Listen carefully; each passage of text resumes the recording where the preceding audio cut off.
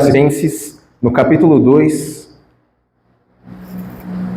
carta de Paulo aos Filipenses, capítulo 2, nós vamos do versículo 25 ao versículo 30. Hoje nós estamos encerrando o capítulo 2 de Filipenses. Filipenses 2, de 25 a 30.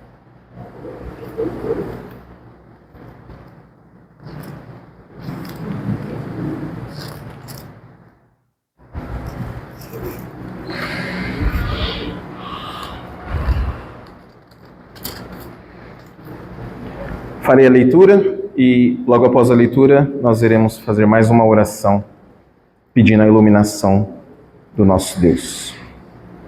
A palavra do Senhor diz assim: julguei todavia necessário mandar até vós Epafrodito, de um lado, meu irmão, cooperador e companheiro de lutas, e por outro, vosso mensageiro e vosso auxiliar nas minhas necessidades. Visto que ele tinha saudade de todos vós, e estava angustiado, porque ouvistes que adoeceu. Com efeito, adoeceu mortalmente. Deus, porém, se compadeceu dele, e não somente dele, mas também de mim, para que eu não tivesse tristeza sobre tristeza.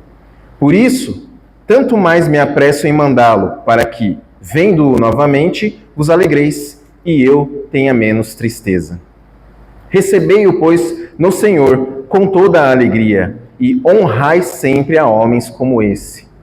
Visto que por causa da obra de Cristo, chegou ele às portas da morte, e se dispôs a dar a própria vida para suprir a vossa carência de socorro para comigo. Até aqui a leitura, oremos.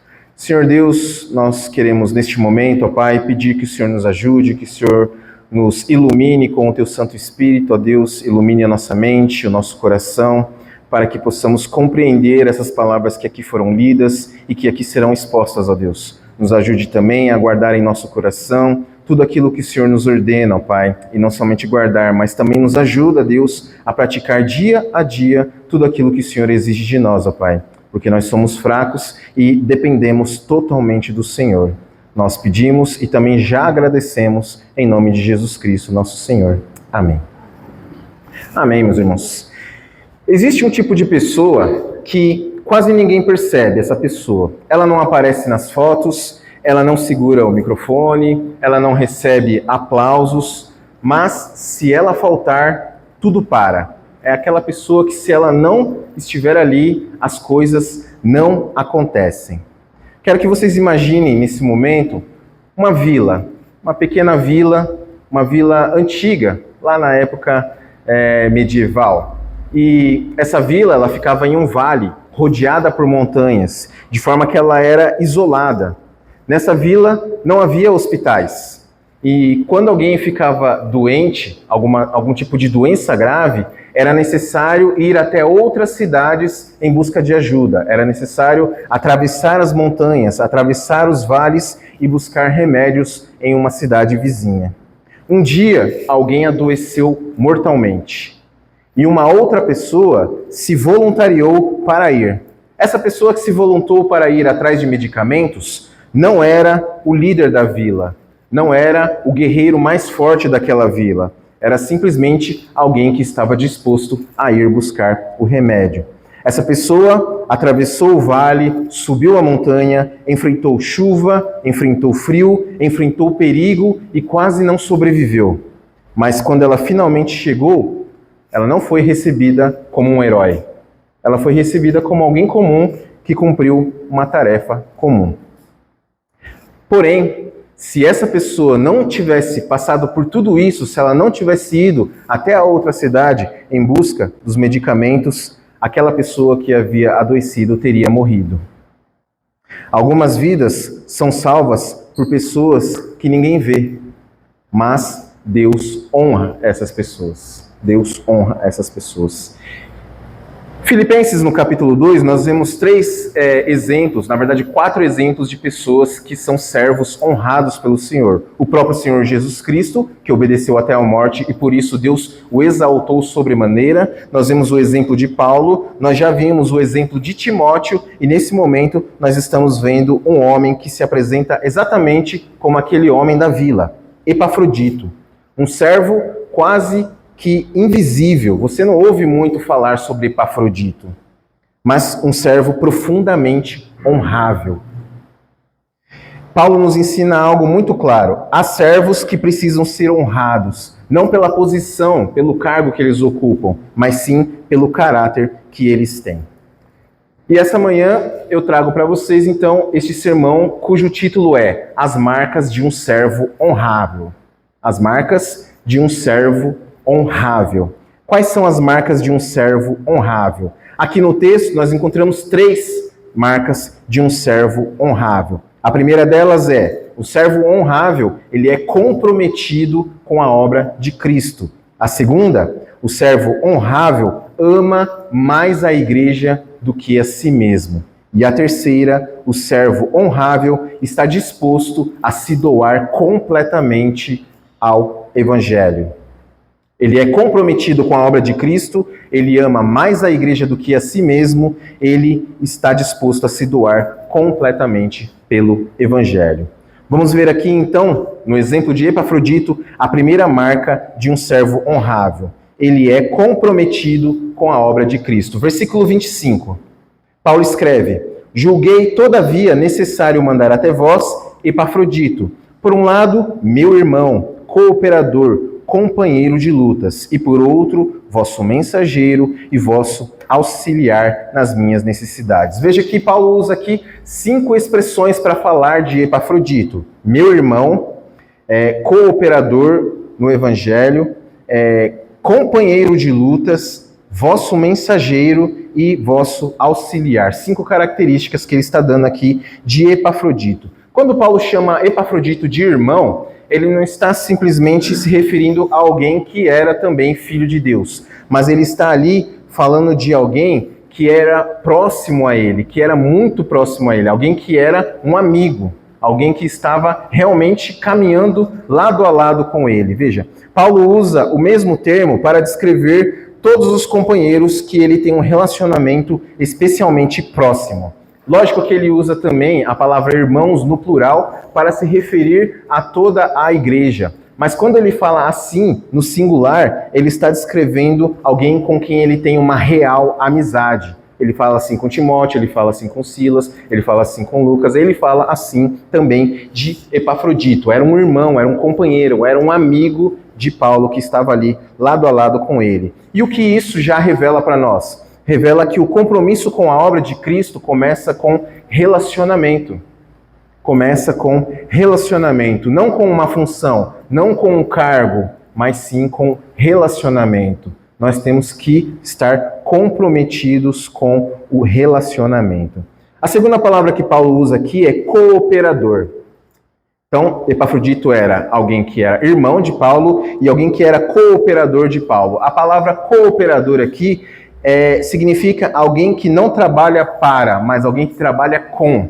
Quando nós olhamos uma cooperativa, são pessoas que trabalham todas com o mesmo propósito. Ninguém é empregado de ninguém, mas todos estão juntos trabalhando com o mesmo propósito. Epafrodito era um homem que sabia trabalhar com os outros. E essa é uma qualidade que é essencial na vida cristã.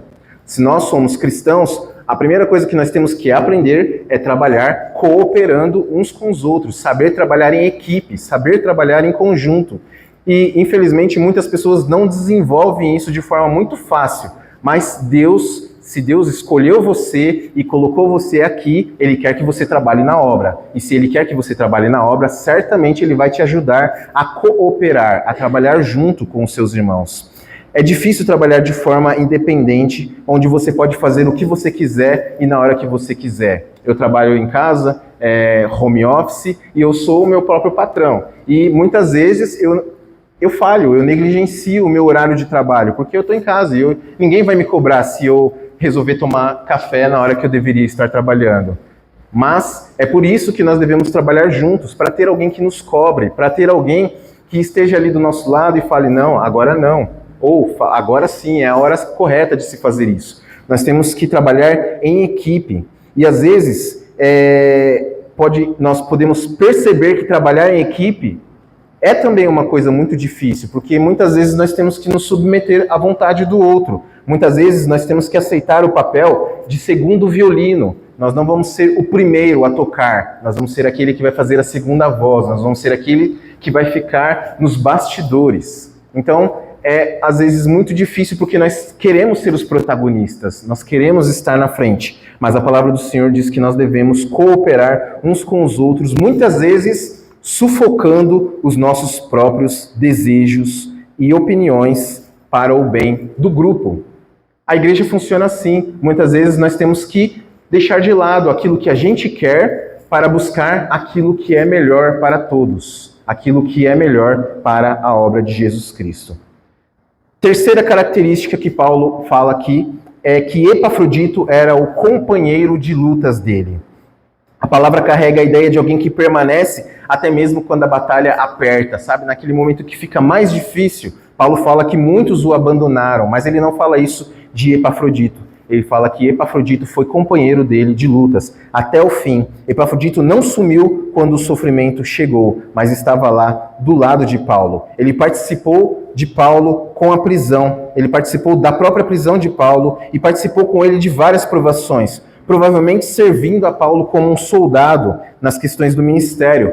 Paulo não podia sair de onde ele estava em prisão domiciliar, mas ele tinha muitas coisas para resolver, ali em Roma, e provavelmente Epafrodito foi a pessoa que resolveu isso para Paulo, é a pessoa que estava ali com Paulo e que trabalhou para Paulo. Nós vimos em Coríntios, Paulo falando que as igrejas da Macedônia eram muito pobres, e ainda assim elas resolveram ajudar Paulo, foram as igrejas que mais ajudaram Paulo, e especificamente a igreja de Filipos não era uma igreja rica, apesar de estar numa capital, apesar de estar num lugar que era considerado uma segunda Roma, um lugar de muita honra e de todo o orgulho que os filipenses tinham de viver nessa colônia romana, a igreja de Filipos não era uma igreja muito rica. Ainda assim, eles se comprometeram em ajudar Paulo em tudo que ele precisasse e a ajudar a igreja sempre que ela precisasse. Quando Paulo estava arrecadando dinheiro para Jerusalém, os macedônios imploraram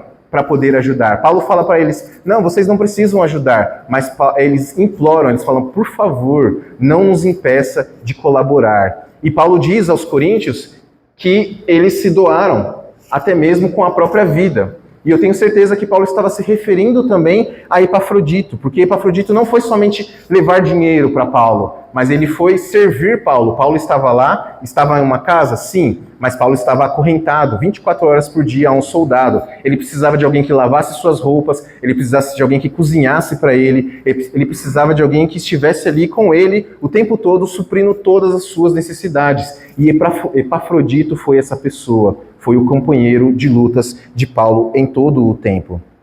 Paulo usa esse termo também para Arquipo em Filemon, dizendo que estava com ele o tempo todo. Ele usa isso para falar de Timóteo. Ele usa essa mesma palavra para falar dos líderes da igreja que fazem parte do exército do Senhor dos Exércitos. Ele usa esse termo para falar do sacrifício dos soldados de Deus lá em 2 Timóteo, que se engajaram na batalha espiritual contra os poderes das trevas. Ser um companheiro de lutas é literalmente ser um companheiro de lutas. Participar de todas as lutas, participar de todos os sofrimentos. A questão, meus irmãos, você está sendo esse companheiro de lutas? Você está aqui cooperando e sendo um companheiro de lutas em todo o tempo dos seus irmãos?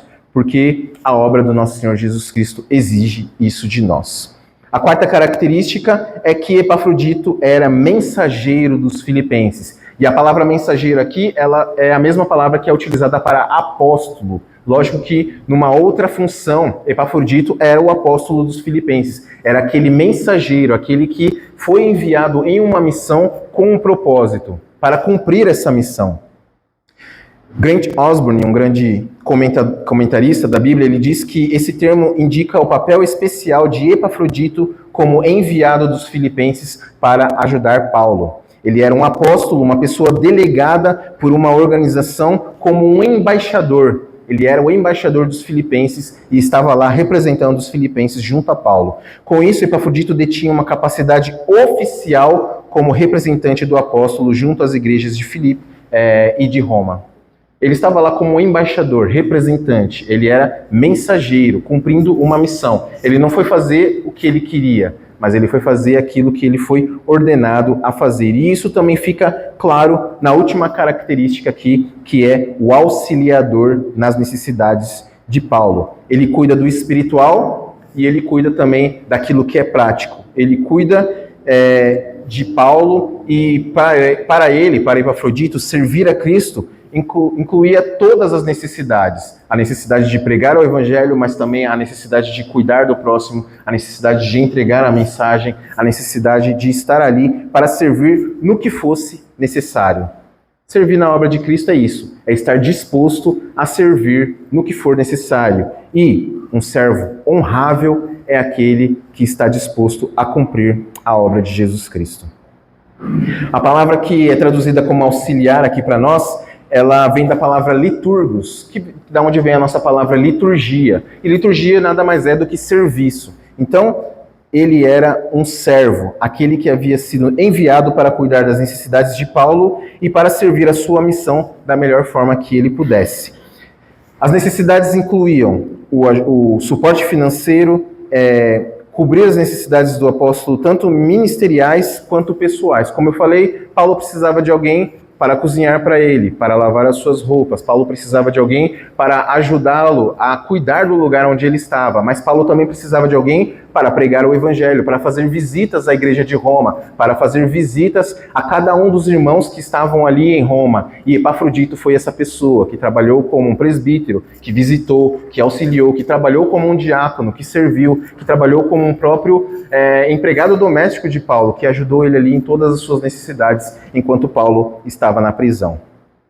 Paulo não descreve dons, Paulo não está falando de alguém que era muito eloquente, Paulo não está falando de resultados visíveis. Ele está falando de alguém que tinha postura, alguém que era fiel e alguém que estava disposto a servir na obra de Jesus Cristo. Hoje em dia está cada vez mais difícil para nós vermos relógios analógicos, né? Relógios, hoje em dia é relógio digital, é smartwatch, essas coisas muito tecnológicas. Mas uma das coisas mais impressionantes da engenharia humana é a máquina do relógio, é o mecanismo que faz os ponteiros de um relógio girar. É uma coisa extremamente interessante, impressionante mesmo, quando nós vemos uma máquina de um relógio ali ao vivo. E o que mais chama a nossa atenção é a engrenagem, aquela engrenagem grande e perfeita que vai fazendo o relógio se mover, que vai fazendo os ponteiros girarem. Mas existe uma engrenagem bem pequenininha que fica escondida atrás dessa grande engrenagem. E sem ela, o relógio não funciona. Bem pequenininha, escondidinha ali atrás daquela grande engrenagem. Mas sem ela, o relógio não funciona. Ninguém aplaude essa peça, ninguém faz foto dessa peça, mas ela é essencial para que tudo funcione. Cada um de nós somos essa pequena engrenagem. E mesmo se a gente não aparecer, mesmo se nós não estivermos aqui na frente com o microfone, cantando, tocando, pregando, nós somos essenciais para que a igreja funcione. Cada um de nós é essencial para a obra de Deus. Deus quer que cada um de nós estejamos comprometidos com a sua obra. Você é essa pequena engrenagem. Epafrodito era essa pequena engrenagem. Ele não estava no centro do palco, não foi ele que escreveu as cartas, não foi ele quem evangelizou todo o mundo antigo, mas ele estava lá, sustentando o funcionamento dessa obra. Se ele não tivesse levado sustentos de Filipos até Roma para Paulo, o que teria acontecido com Paulo? Se ele não estivesse lá para cuidar de Paulo, uma vez que Paulo falou que todos me abandonaram. Então, ele era essa pequena engrenagem. Ele não estava no centro de tudo, mas ele estava lá servindo honravelmente. Deus move o seu reino não apenas por grandes nomes, mas por servos fiéis. E servir é seguir a Cristo. Seguir a Cristo é servir, não os seus próprios ideais, mas colocar todos os seus dons e talentos a serviço do reino de Deus. Servir é ajudar, servir é obedecer, servir é compartilhar. Quando você faz essas coisas, ainda que elas pareçam pequenas, você está servindo a Jesus Cristo. E isso é a maior e a melhor coisa que alguém pode fazer. Um pequeno serviço, uma pequena limpeza, um pequeno ajuste, um parafuso que você apertou de uma cadeira que estava caindo. Isso é servir a Cristo e é uma coisa gigantesca. O servo honrável não terceiriza a sua fé. Ele não coloca as suas responsabilidades nas costas dos seus pastores, dos seus presbíteros, dos seus líderes. Não. Todo crente é chamado a cooperar no Evangelho. E ele deve cooperar na obra de Cristo. O servo honrável, ele não pergunta, o que eu vou ganhar se eu fizer isso? Ele pergunta sempre, onde eu posso servir?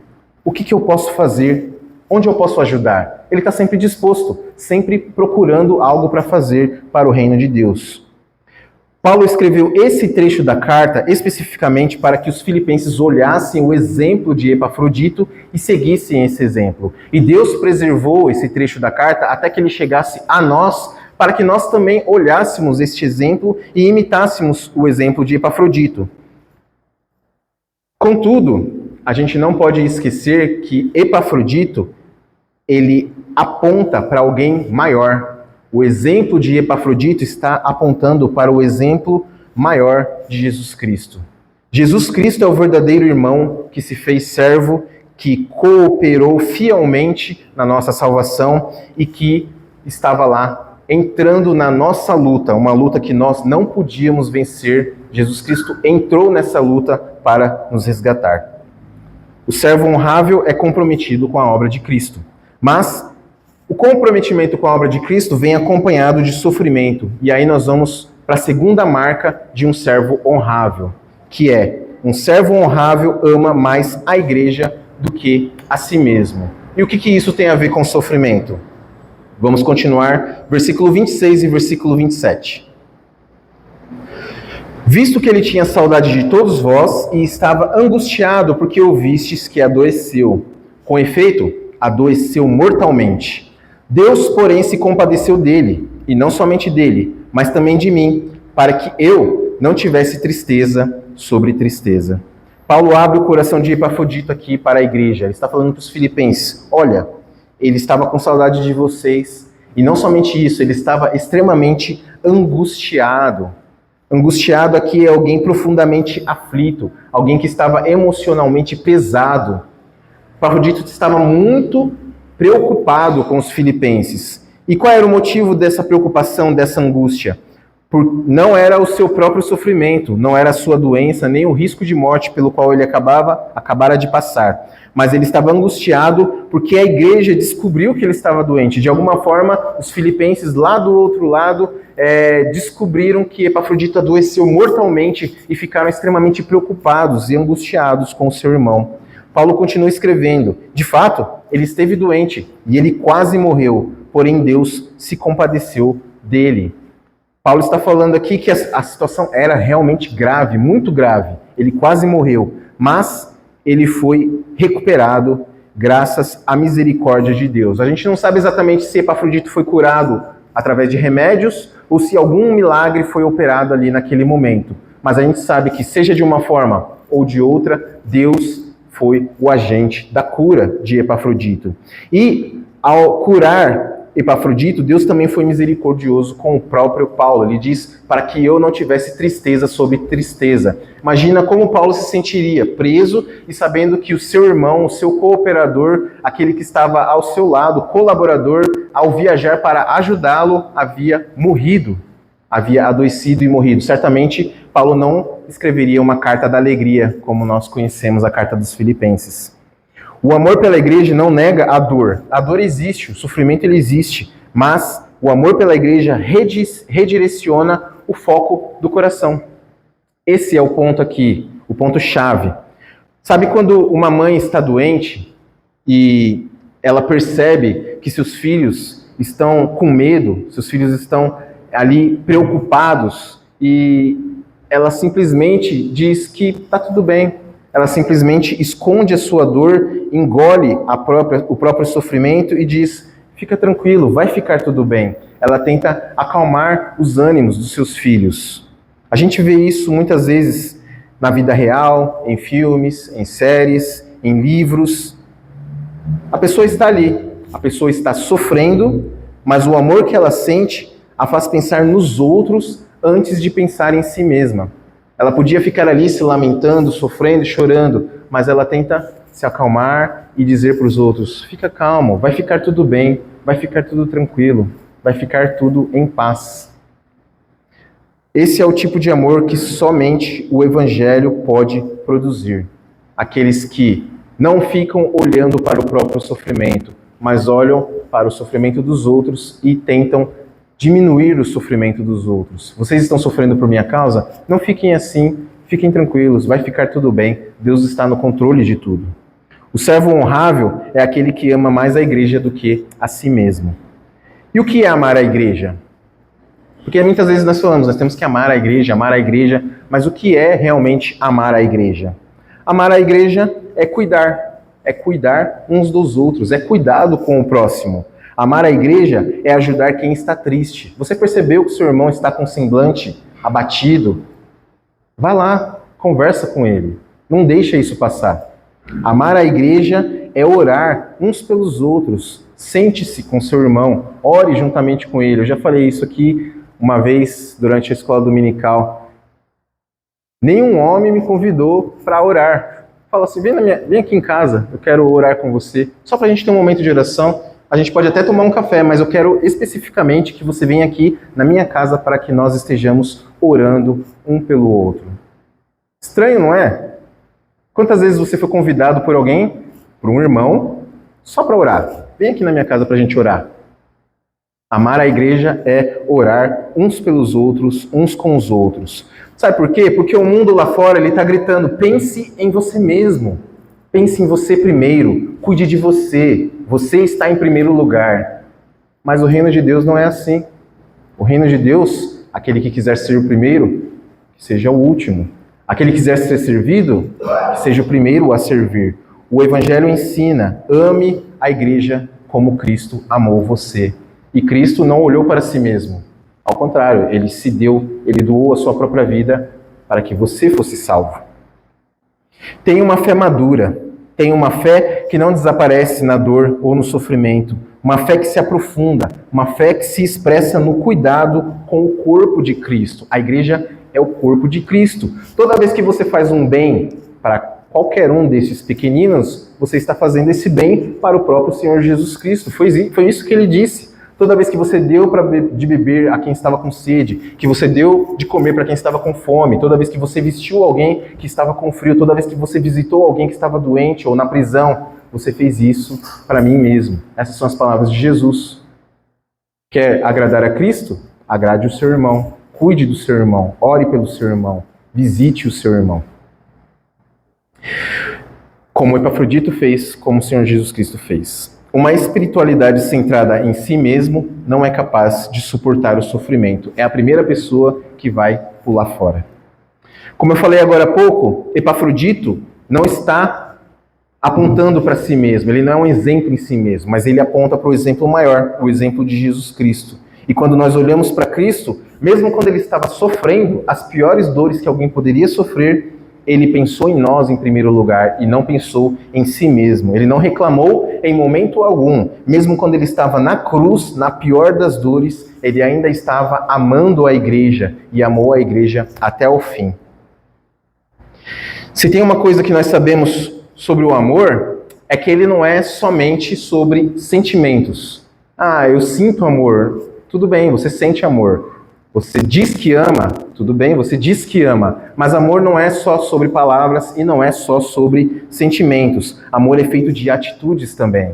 Você tem que agir, você tem que fazer as coisas. E muitas vezes essas atitudes envolvem, sim, riscos, envolve entrega, envolve sacrifício.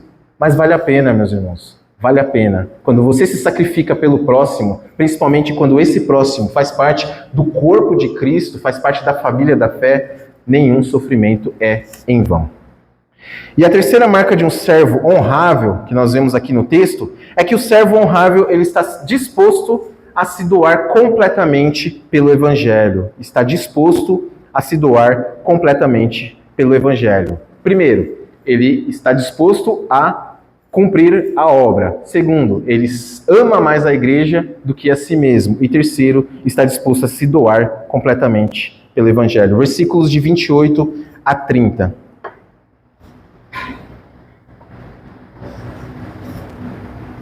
Por isso, tanto mais me apresso em mandá-lo, para que, vendo-o novamente, vos alegreis, e eu tenha menos tristeza.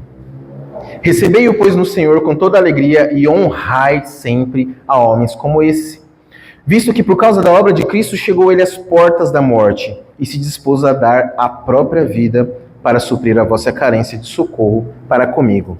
Paulo dá dois motivos aqui pelo qual ele está enviando Epafrodito de volta, né? É estranho, Epafrodito viajou todo aquele percurso arriscando a própria vida para estar com Paulo e agora Paulo está mandando ele de volta. Fala, não, eu vou mandar ele para vocês de novo. Por quê? Primeiro, para a própria alegria da igreja. Veja aí no começo do versículo 28. Me apresso em mandá-lo para que, vendo-o novamente, vos alegreis. E a segunda, eu tenha menos tristeza. Paulo queria aliviar a sua própria tristeza.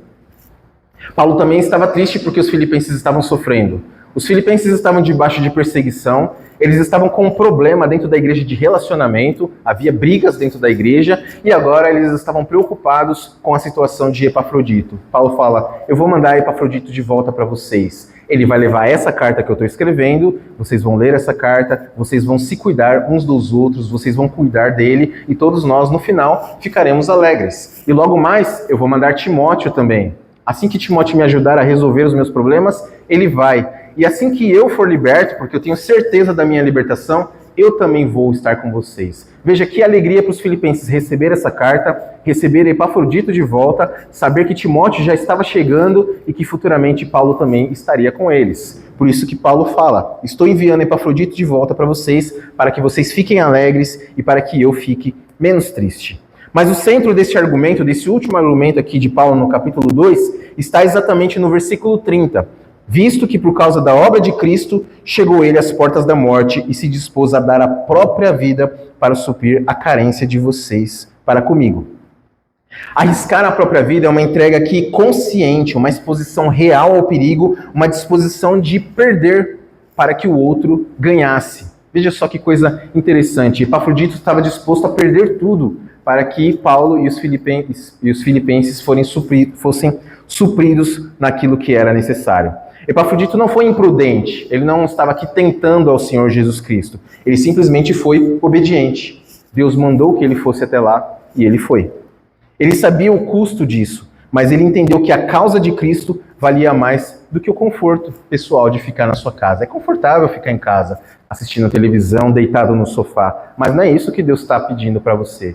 É melhor ser obediente ou ficar confortável?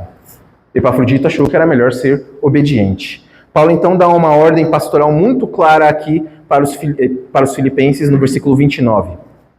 Recebei-o, pois, no Senhor com toda alegria e honrai sempre a homens como este. Paulo está falando que Epafrodito é digno de honra. Eles deveriam receber Epafrodito como servo do Senhor, como um irmão e honrar esse homem por todo o serviço que ele havia prestado à igreja. A igreja não deve apenas se beneficiar do sacrifício dos seus servos fiéis, mas ela deve reconhecer, acolher e honrar esse tipo de vida. Eu falei na última pregação que você não deve esperar essas glórias, você não deve esperar essas honras. E ainda que ninguém veja o que você está fazendo, ainda assim você deve servir. Por outro lado, a igreja deve reconhecer aqueles que trabalham, aqueles que estão servindo. A igreja deve reconhecer cada coisa que foi feita por cada membro da igreja. Então, se você viu que seu irmão fez algo, agradeça, honre, louve a Deus, porque Deus deu capacidade e sabedoria para aquele irmão fazer aquilo que ele fez, independente do que for, o quão grande ou o quão pequeno você acha que foi aquilo. Você deve honrar o servo do Senhor. Lembra daquele homem que eu comecei falando sobre ele, o que atravessou a montanha para buscar remédios e levar para a sua vila? Ele poderia não ter voltado, mas mesmo assim ele foi. Não porque ele era forte demais, mas porque alguém precisava ir. E ele sabia que alguém precisava ir. Alguém tinha que ir lá e buscar aquele remédio. Muitas vezes nós estamos aqui na igreja e nós vemos algumas coisas que precisam ser feitas. E às vezes a gente não faz. A gente fica procurando quem é o responsável por isso. Quem é que tem que fazer isso? Quem deveria ter feito isso? Às vezes era você mesmo. Você viu, você está ali, você tem disposição, você tem força, você tem habilidade para fazer, então faça. Se coloque à disposição. Epafrodito foi lá, atravessou a montanha, o caminho dele foi o serviço, o risco dele era real, o risco de perder a própria vida. E o motivo pelo que ele fez o que ele fez é bem claro, a obra de Jesus Cristo. Tudo que ele fez foi por causa da obra de Jesus Cristo. Saiba que o evangelho sempre vai custar algo. Embora a salvação é um presente gratuito de Deus, pela graça de Deus nós somos salvos, seguir ao Senhor Jesus Cristo envolve entrega total, envolve renúncia. Sempre vai custar alguma coisa. O Evangelho confronta uma vida que está ali centrada no conforto. Seguir a Jesus Cristo é oferecer a sua própria vida, dia após dia. Doar-se pelo Evangelho não é morrer apenas uma vez, mas é morrer todos os dias para si mesmo e viver todos os dias para Deus. O Evangelho exige a entrega de uma vida inteira, incluindo a renúncia da própria vontade. Você tem que renunciar os seus sonhos pessoais, você tem que renunciar o controle da sua própria vida para viver de acordo com a vontade de Deus. Jesus afirma lá em Lucas 9:23 que aquele que quiser segui-lo deve negar-se a si mesmo, tomar a sua cruz e segui-lo. Negue-se a si mesmo, tome a sua cruz e siga-o. Isso simboliza a morte do orgulho, simboliza a morte do egoísmo, simboliza a morte da autossuficiência. O discipulado exige amar a Cristo acima de todas as coisas, inclusive acima da sua própria família de sangue, inclusive acima da sua própria vida. Jesus fala, se você amar o seu irmão mais do que a mim mesmo, você não é digno de mim. Aquele que ama o seu pai e a sua mãe mais do que a mim, não é digno de mim. Jesus está no topo. Jesus está no topo. Seguir a Senhor Jesus Cristo pode custar o dinheiro, pode custar o seu conforto, pode custar os seus amigos, pode custar a sua reputação e pode até mesmo custar a sua liberdade. Nós já estamos vendo pessoas sendo presas por causa do Evangelho. Mas o retorno vale o sacrifício. E no final você terá vivido uma vida com propósitos. Melhor do que chegar no final da vida e falar, o que eu fiz? O que eu fiz com a minha vida? Gastei todos os meus anos com nada, com vento. No final, vai valer a pena, meus irmãos. Seguir a Cristo não custa caro. Custa tudo. Não custa caro. Custa tudo. Quando o conforto se torna prioridade, aí o serviço se torna opcional. Se você pensa em você em primeiro lugar, você vai fazer o que você quiser, na hora que você quiser, se você quiser. Mas o servo honrável é aquele que está disposto a se doar completamente pelo Evangelho. Eu disse várias vezes nesse sermão que Epafrodito é aquele que aponta para o Senhor Jesus Cristo. Nós olhamos para esse texto e olhamos para Epafrodito e ele aponta para Jesus Cristo. Mas ele não substitui Jesus Cristo. Veja, Epafrodito arriscou a sua própria vida. Jesus deu a sua própria vida. Epafrodito não conseguiu fazer aquilo que somente Cristo podia fazer. Cristo entregou a sua vida completamente até o fim. Ele se doou por inteiro até a morte para que nós tivéssemos nele vida eterna. E por isso Deus o exaltou sobremaneira, dando-lhe um nome que está acima de todo o nome, ressuscitando-o e dando-lhe um nome que está acima de todo o nome. É seguindo esse Senhor Jesus Cristo que nós aprendemos então o que é viver. É seguindo a Jesus Cristo e olhando para Ele que nós aprendemos o que é servir de modo honrável. Concluindo, quero voltar de novo lá na vila, na montanha, nas pessoas doentes e naquele homem que atravessou aquela vila. Quando ele voltou, ninguém o elogiou, ninguém o aplaudiu, ninguém fez uma plaquinha para ele, ninguém organizou uma celebração, mas tinha uma pessoa ali, naquela vila, que só estava viva porque aquele homem resolveu atravessar aquela montanha. Epafrodito foi esse homem. Epafrodito atravessou a sua montanha. Ele arriscou a sua vida, ele serviu à igreja e ele honrou ao Senhor Jesus Cristo. E assim ele se tornou, ele mesmo, um servo honrável, comprometido com a obra de Jesus Cristo, amando mais a igreja do que a si mesmo e disposto a se doar completamente pelo Evangelho. Mas, mais uma vez, Epafrodito não é o centro da história. O centro de tudo é Jesus Cristo, aquele que não apenas atravessou uma montanha, mas desceu dos céus e se encarnou nesse mundo. É aquele que não apenas arriscou a própria vida, mas aquele que entregou a sua vida por nós. Não apenas serviu a uma igreja, mas comprou a igreja com o seu próprio sangue, como nós celebraremos daqui a pouco. Quero ler mais uma vez a carta de Filipenses no capítulo 2, do versículo 5 ao versículo 8, para nos lembrarmos do exemplo de Jesus Cristo. Filipenses 2, de 5 a 8. Tende em vós o mesmo sentimento que houve também em Cristo Jesus, pois ele, subsistindo em forma de Deus, não julgou como usurpação ser igual a Deus. Antes, a si mesmo se esvaziou, assumindo a forma de servo, tornando-se em semelhança de homens e reconhecido em figura humana. A si mesmo se humilhou, tornando-se obediente até a morte e morte de cruz. Talvez você nunca seja reconhecido pelo que você fez.